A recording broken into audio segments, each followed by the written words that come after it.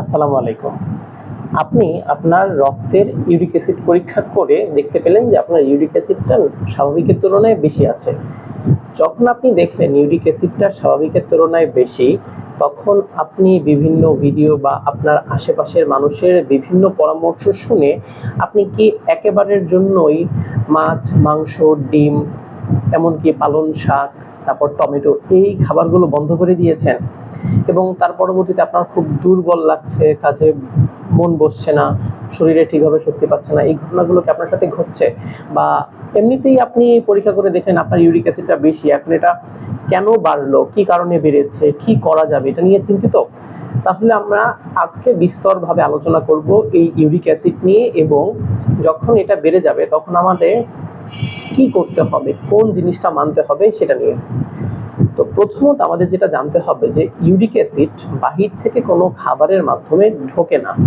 তার মানে হচ্ছে বাহির আমাদের পরিবেশে এমন কোনো খাবার নেই যেখানে ইউরিক অ্যাসিড বলে কোনো জিনিস আছে। ইউরিক অ্যাসিডটা আমাদের শরীরের ভেতরে ঢোকার পরে তৈরি হয়।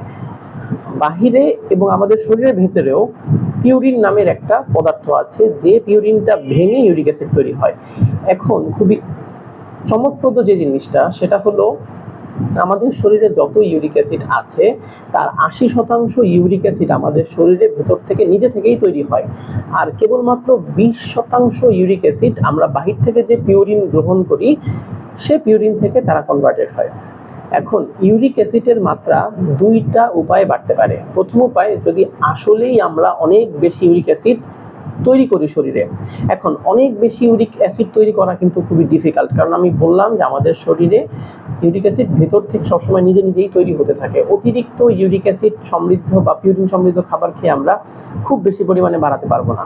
তাহলে ইউরিক অ্যাসিডটা মূলত বাড়ে যখন ইউরিক অ্যাসিড আমাদের শরীর থেকে যে উপায়ে বের হওয়ার কথা ছিল সেই উপায়ে বের যদি না হতে পারে তখন। আর ইউরিক অ্যাসিড আমাদের শরীর থেকে বের হয় কিডনির মাধ্যমে। তো দেখা যায় যে যদি কোনো কারণে কিডনি ঠিকভাবে কাজ না করে তখন তার ইউরিক অ্যাসিডের পরিমাণটা বেড়ে যাবে। আমরা এখন আলোচনা করব যে যদি আমাদের ইউরিক অ্যাসিডটা বেড়ে যায় তখন আমরা কোন খাবারগুলো অ্যাভয়েড করব। প্রথমত আমাদের যেটা সব থেকে গুরুত্বপূর্ণ সেটা হচ্ছে যে যদি আমাদের ইউরিক অ্যাসিড বাড়ে, আমরা রিফাইন্ড সুগার বা সাদা চিনি এই রকম খাবার খাবো না। এটা থাকতে পারে আমাদের বিভিন্ন ধরনের চিনি জাতীয় খাবারে, বা অনেক সময় আমরা সফট ড্রিঙ্কস খাই, সেই জিনিসগুলো আমাদের খাওয়া বন্ধ করতে হবে। যদি আমরা কেউ কিডনি রোগী থাকি বা আমাদের ডায়াবেটিস আছে, বা কেউ যদি অ্যালকোহল গ্রহণ করে, সেই ক্ষেত্রে তাকে অ্যালকোহল গ্রহণ করা এবং ডায়াবেটিস এই জিনিসগুলো নিয়ন্ত্রণে রাখতে হবে। যদি সে এই জিনিসগুলো নিয়ন্ত্রণে না রাখে তাহলে তার কিডনি কাজ করা কমিয়ে দেবে, আর যদি কিডনি কাজ করা কমিয়ে দেয় তখন তার ইউরিক অ্যাসিডের লেভেল বাড়তে থাকবে।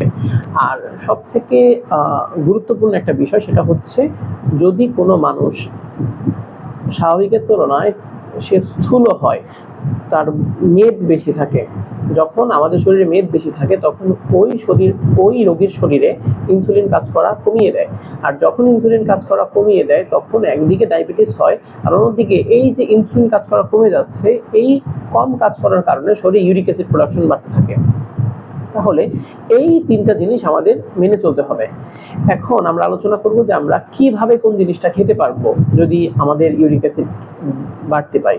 সেটা হচ্ছে যে আমরা কি একদমই মাছ মাংস বন্ধ করে দিব? তো হচ্ছে না, আমরা কিছুটা কমিয়ে আনতে পারি। আমরা সপ্তাহে 2 দিন 3 দিন পরিমাণে 1-2 টুকরা পরিমাণে মাংস খাবো। তবে আমরা যেটা একটু পরিহার করার চেষ্টা করব সেটা হচ্ছে বিভিন্ন পশুর লিভার, যকৃৎ, এটা একটু কম খাবো। আবার আমরা চেষ্টা করব যেন মস্তিষ্ক, এটা আমরা একটু কম খাই। দ্বিতীয়ত ডাল, যেটা নিয়ে আমরা একটু চিন্তা করি, ডালটা আমরা অ্যাজ ইউজুয়াল যেভাবে খাই বাঙালিরা, আমরা ডালটা সেভাবে রেগুলার খেতে পারবো। আরেকটা ব্যাপার হচ্ছে যে টমেটো এবং পালং শাক, এটা খাওয়াতে কোনো বাধা নেই। যদি কারো ইউরিক অ্যাসিড লেভেল বেশি থাকে সে এটা খেতে পারবে, যদি না তার কিডনিতে অনেক বেশি ড্যামেজ থাকে। এবং এই জিনিসটা অবশ্যই একজন নেফ্রোলজিস্ট বা চিকিৎসক যিনি আছেন তার পরামর্শক্রমে এই কাজটা করতে হবে।